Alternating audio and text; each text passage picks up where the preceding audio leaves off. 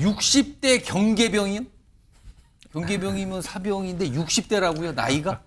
물론 물음표입니다. 아직 뭐 실현된 건 아닌데 이런 목소리가 나온 것 같은데 우선 이와 관련해서요, 올해 초에 사실은 어떤 단체가 좀 만들어서 알려졌는데 이름이 시니어 암입니다. 물론 정규군은 아닌데 예비역들이죠. 군대 다 다녀오신 나이가 드신 분들. 근데 자발적으로 이분들이 뭐 필요할 때는 우리는 동원되고 싶다. 군에. 이런 목표를 내세우고 뭐 군사훈련도 한다 그러는데 그 모습 준비했습니다. 보시죠. 하나, 둘, 셋. 네, 됐습니다.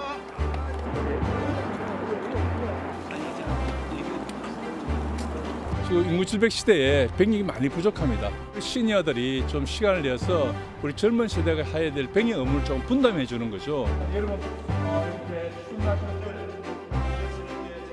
저는 전역할 때도 퇴역이 아닌 예비역을 택했습니다. 전쟁 나면 다시 가겠다는 약속이었습니다. 나이도 중요하지 않습니다.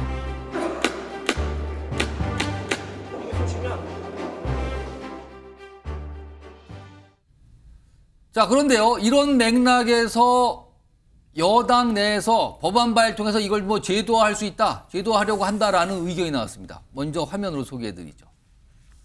성일종 의원인데요. 지금 국회 국방위원장이니까 아마 관심을 많이 가졌었던 것 같아요.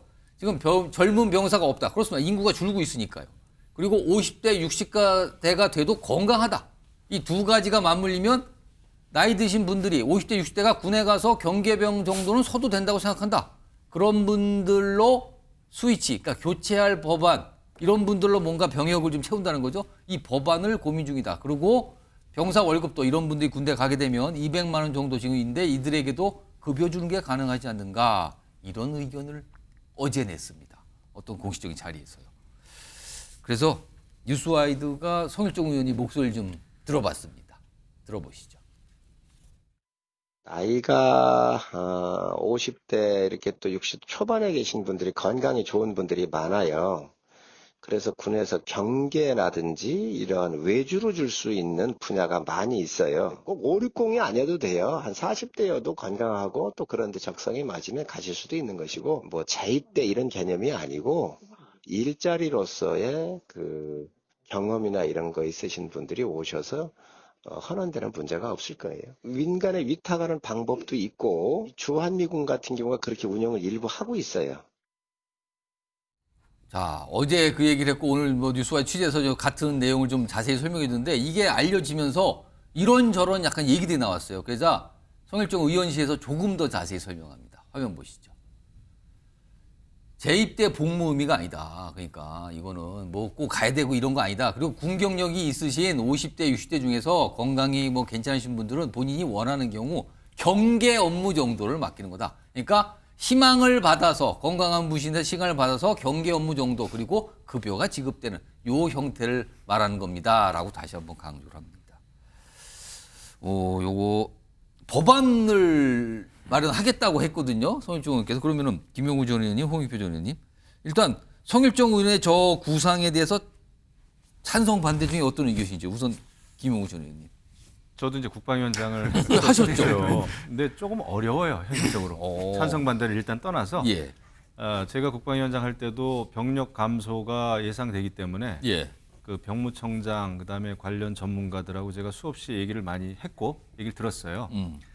근데 이제 성일종 의원님이 고민하시는 거 그 취지는 알겠어요. 예. 저도 똑같은 고민을 했었고 그런데 이게 이제 쉽지가 않다. 왜냐하면 단순히 경계 업무라고 말씀을 하시지만은 군이라고 하는 게 20, 30년 동안에 많이 바뀌었습니다. 병영 문화도 바뀌었고 무기 체계도 바뀌었고 명령 지휘 계통 체계도 바뀌었고 이런 상황에서 이제 군대를 갔다 왔기 때문에 경계 업무 정도는 할 수 있지 않을까 말씀하시지만은 경계라는 게 사실 군에서 굉장히 중요한 업무고 거기에는 작전과 명령 계통, 지휘 계통, 훈련, 예. 보고 이런 게 다 이제 연관되어 있는 거기 때문에 쉽지가 않고 비용 대비 효과로 봤을 때 비용이 더 많이 들 거예요. 200만 원 줘도 그거를 그 굉장히 그 훈련이 다시 돼야 되고 그 내무반 병영 문제라든지 훈련 시스템 다 바꿔야 되고 이거는 단순히 어떤 아파트 경계나 건물 경계하고는 오. 다른 이 노인 일자리 차원으로 접근을 하면 절대 안 된다. 어. 그리고 유사시에는 전투에 또 직접 그럴 투입이 수도 돼야 되고 있겠죠. 예. 그래서 이것은 일자리 차원이라고 하는 거는 제가 볼 때 조금은 동의하기가 어려운데요. 홍익표 전우님은 어떤 생각이십니까? 저는 이게 성일종 의원께서 너무 이 문제를 좀 희화화시킨 거 아니냐. 왜냐하면 일단 지금 벌써 군 병력 인원이 감소하기 때문에 예. 대상 인력이 감소하기 때문에 이미 징병제에서 모병제로 가는 것 자체가 불가피합니다. 이건 이제 선택이 아니라 필수적인 거고요. 예. 그리고 또 하나는 현재 우리나라 군 작전 체계에 바뀌어야 되는 게 예. GOP 선상에서 저도 전방부대에서 장교로 근무했었기 때문에 예. 그런데 전방부대에 우리 군 병력이 쭉 늘어서 있는 거는 이거는 사실은 북한군의 남침을 대비한 게 아니라 그냥 간첩이나 공비 넘어오는 것 정도를 경계한 수준이에요. 왜냐하면 대규모 병력이 넘어오는 순간 무조건 뚫립니다. 이미 작전이 그렇게 돼 있어요. 예. 그러니까 전방 병력은 그냥 버티는 일정 정도 버티고 빨리 후퇴하거나 아니면 거기서 버티다가 끝나는 상황이에요. 그렇기 때문에 많은 군 전문가들이 거점 방어 전략으로 전환해야 되고 대부분의 지역에서는 과학화 장비, 예를 들면 CCTV라든지 로봇 장비라든지 이런 걸 통해서 경계 근무는 중앙에서 관리할 수 있는 거예요. 예. 간첩이 넘어오는 예. 정도는 그런 식으로 과학화, 정보화 수준을 높여서 전환해야 된다. 이게 핵심이라고 생각을 하고요. 그다음에 저는 성일종 의원 발언에 더 핵심적인 건 후자에 있다고 봐요. 5060의 문제가 아니라 일종의 시큐리티 컴퍼니, 그러니까 보안회사 얘기를 했어요. 민간에 용역을 줄 수 있다. 저는 그 얘기까지 못 봤는데 오늘 방송 모니터 보면서 아까 나온 목소리에 그게 있었어요. 그래서 이게 어떤 형태냐면 미군 같은 경우는 보안회사가 없으면 전쟁을 수행 못합니다. 이미. 왜냐하면 심지어 미국의 주요 작전 지휘소나 핵심 시설의 보호를 군인이 하는 게 아니라 보안회사가 해요. 예. 그리고 장비 보급 같은 경우도 다 민간 회사에서 하고 있기 때문에 이제 지금 성일종 의원의 얘기는 어떤 의미에서는 대폭적으로 우리 군 작전 시스템을 이 군 사업까지 군대 부분까지 외부의 용역이나 위탁 주자는 이 민영화죠. 국방의 민영화까지 얘기하고 있는 건 좀 깜짝 놀랐습니다. 알겠습니다. 그 부분까지. 근데 그거는 일반적인 지금 성일종 의원님이 얘기하는 5060 일반인하고는 조금 개념은 좀 다르거든요. 그건 추가로 잠깐 말씀하신 것 다른데 같아요. 잠깐 얘기하면서 아까 미국 군대 얘기했잖아요. 살짝 미군 뒤에다 얘기하면서 붙였어요, 미군도 그 얘기가. 그렇게 하면서 민간 회사에 위탁하고 있지 않느냐 했는데 그거는 그러면 이제 어마어마한 국방비 부담이 들게 됩니다. 알겠습니다. 그거는 살짝 뒤에 오늘 뉴스와 취재 통해서 살짝 그 얘기를 예. 덧붙인 상이 나왔어요. 손용 변호사하고 김성희 변호사께는요. 뭐 찬반의견보다 만약에 본인이 5060 해당되시잖아요. 무지하게. 여기 50 해당되신 거 제가 알고 있거든요.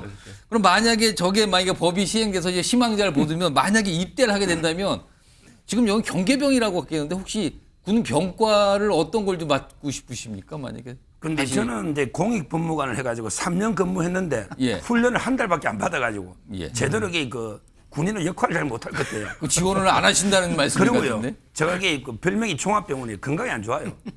뭐 해당 사항이 없다. 예. 그래서 저는 뭐 또 3년간 제가 국가에 헌신했잖아요. 예. 저는 들어갈 생각이 없고 다만 이제 우리 홍익표 의원님 말씀 중에 모병제 잠깐 넣었길래 예. 근데 외국 모병까지 이야기 나오더라고요. 오. 그러면 이게 용병이 되는 거잖아요. 그러니까 뭐냐면 외국에서 와서 한국말을 구사를 잘하고 한 7년 뭐 이상 정도 군복무를 하면 시민권을 준다. 뭐 이런 얘기도 있었어요, 사실. 그러니까 이제 마키아벨리가 그렇게 비판한 게 용병이거든요.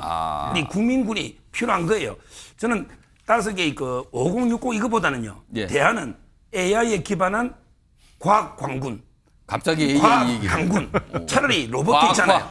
예, 로봇 AI 로봇군이- 기반 이런 분들이 경계 잘 써요. 저는 60대 어르신보다 오히려 로봇가 요즘 이게 삼성 반도체 가봐서 좀 개처럼 로봇가 다 이게 경비 잘 씁니다. 오. 이렇게 AI에 기반한 저는 과학적으로 예. 이런 데 강군을 육성하는 이게 대안이 아닌가 이렇게 봅니다. 갑자기 본인은 지원할 의사가 없다를 말씀하시고 AI 얘기로 이렇게 돌리셨어요. 김상일 변호사께서 만약에 입대를 하게 된다면 병과는 어떻게 생각하십니까? 글쎄요, 저는 원래 통신 전산이었기 때문에 예. 한다면 그쪽을 다시 하고 싶은 마음은 있는데 경계는 다 안 해보셨네요, 보니까 지금. 좀 전에 예. 우리 김영우 의원님께서 말씀하셨잖아요. 예. 지금은 체계나 문화가 다 바뀌었고 그렇습니다. 그다음에 군 장비나 이런 것도 싹 다 바뀌었다 이렇게 얘기하잖아요. 그러면 새로운 지식 필요하거나 아니면 새로운 체력이 필요할 텐데 예. 그걸 제가 가지고 있을까요? 제가 아무리 전사과 출신이지만 전사과 출신이지만 이게 엄청나게 지금 AI 뭐 이런 식으로 예, 예. 해가지고 발전돼 있는데 예. 그걸 다시 배워서 할 수 있을까요? 알겠습니다. 그래서 저는 좀 성일종 의원님께서 충정은 이해를 하겠으나 예. 고민은 살짝 좀 부족하신 거 아닌가 이런 생각이 좀 약간 듭니다. 성일종 의원께서 방송 지금 보고 계신지 모르겠는데 네 분 반응이 별로예요 지금. 그다지 좋지 않습니다. 지금 반응이요. 알겠습니다. 이런 가운데 사실은 이 얘기가 올 초부터 좀 나왔어요. 성일종 의원이나 이런 분들 통해서 이런 약간 좀 시니어 분들이 군복무를 할 수 있는 거 아니냐라는 얘기가 나왔는데 그때 또 나온 게 이준석 의원이에요. 이른바 여성희망복무제인데 약간 논쟁처럼 비춰졌거든요. 그러면서 시니어 아미에 가서 이렇게 얘기를 했어요. 이게 2월입니다. 한참 됐어요. 올 초에. 시니어 아미라고요? 그냥 여성희망복무제 받아들이면 될 것을 이런 대안 아닌 대안으로 일 어렵게 만들지 않았으면 좋겠습니다라는 반응이 그때 나왔어요. 이 여성희망복무제를 간단히 제가 압축해 설명드리면 정부 공무원 중에 경찰직이나 소방직 등 뭐 교정직 이런 거 좀 있습니다. 약간 특수한 직종이죠. 그 직종의 공무원이 되고자 하는 사람은 남성이건 여성이건 모두 병역을 의무를 일단 해야 된다. 여기에 여성이 들어가는 거죠. 그러니까 여성분들 중에 경찰이나 소방관이 되고 싶은 분들은 군 복무를 먼저 하세요. 그리고 나서 지원하세요. 이렇게 하겠다는 겁니다. 이 주장을 꺼내놨거든요. 요거 두 분 전직 의원님께 의견 좀 벌써 홍익표 전 의원 이거 어떻게 생각하십니까 이거? 글쎄 아마 이제 이준석 의원 같은 경우는 지금까지 계속 이제 남녀 동등하게 그 부분을 강조하고 있는 거였죠. 근데 다소 이제 차라리 이스라엘 같은 경우는 아예 전 국민 징병제를 하고 있어요. 여성분도 군대를 가요. 예. 예. 그러니까 거기는 아예 예외가 없습니다. 그냥 그 일정 연령이 되면 학원을 맞추고 일정 연령이면 다 가기 때문에 거기 누가 뭐 가고 안 가고 그런 차이가 없이 가는 거기 때문에 그런 나라의 특성이 있기 때문에 도리어 이거는 국민적 합의가 모아져야 되는데 지금 이준석 의원이 얘기한 문제는 희망복무제는 경찰이나 또는 이제 그 소방, 그다음에 교정직, 교도소에 약간 이런 특수한 직에 제한해서 한다고 하는 건데 이거 자체가 약간 위헌 가능성이 있어요. 법적으로. 그래서 제가 보기엔 이게 쉽지 않은 거고 결국은 이런 문제는 큰 틀에서 이게 뭐 남녀 문제로 또 이걸 갈등으로 또 치환하면 안 되기 때문에 이게 현실적인 위기예요. 인구가 줄고 있고 군복무를 해야 될 사람은 필요하고 그러면 그 문제를 어떻게 풀어야 될 거냐. 그 과정에서 필요하면 전 국민 뭐 여성을 포함한 징병제를 할 수도 있겠죠. 그러니까 그런 것들은 사회적 합의, 그러니까 필요성, 문제의식을 갖고 사회적 합의를 모아가는 것이 필요하다고 생각합니다. 자, 국회에 계실 때 국방위원장을 하셨으니까 김영우 의원님도 이런 거 좀 이렇게 얘기 좀 들어보셨을 거 아니에요. 고민을 많이 했었어요. 저는 정말 다각도로 고민을 했었고 전문가들 만나 보니까 이거 쉽게 판단하거나 쉽게 얘기조차 하지 말아야 되겠다라는 생각을 한 거예요. 여성복무제 관련해서. 네, 제가 그래서 입이 굉장히 무거워졌어요. 그래서 왜냐하면 이게 경제 시스템 또 인권 문제, 남녀 문제, 그 다음에 사회적인 위화감, 그러니까 징병제 같은 거, 모병제 같은 경우도 이게 잘못 접근을 하면은 정말 있는 집 자식이나 네? 지금 유지되는 병력보다도 훨씬 적어질 가능성도 있어요. 모병제로 가면 모병제로 가려고 그러다가 또 실패했던 나라도 있고 여러 나라들의 그 케이스를 제가 한번 다 봤었거든요. 그래서 요거는 쉽게 얘기하면 안 되겠다. 그래서 국방위 차원에서도 그렇고 이거는 국방위뿐만 아니라 우리가 그 저출산과 관련된 거 굉장히 어떤 그랜드 미래에 대한 그래서 저는 국회에 미래위원회가 반드시 생겨야 된다는 게 상임위가 반드시 생겨야 돼요.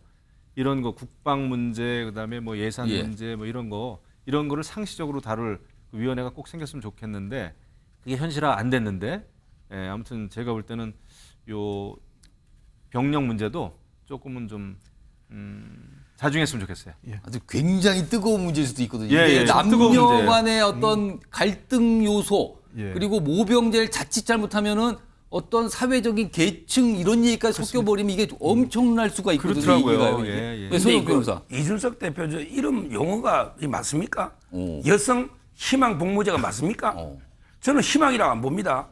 예를 들어 여성이 경찰이 되고 싶은 희망은 있어도 군복무는 안 하고 싶은데 무조건 하라면 이게 그건 의무잖아요. 따라서 저는 저거는 희망 복무제가 아니고요. 말도 안 된다 저는 봅니다. 위헌이라 봐요. 그래서 그 얘기 하시려고 지금 저 용어가 안 맞잖아요. 희망 복무 희망이 아니잖아요. 왜 희망이라는 표현을 썼냐? 경찰 되려면 이게 의무적으로 거쳐야 되는 거 아닙니까?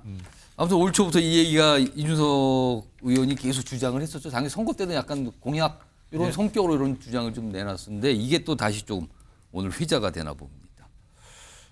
뜨겁습니다. 민감하기도 했죠. 어떻게 보면 초민감 사안일 수도 있어요. 사실 그럼요. 군복무 문제. 네, 성일종 의원이 이 얘기를 좀 어제 꺼내놔서 조금 여러 가지 얘기들이 좀 되고 있습니다.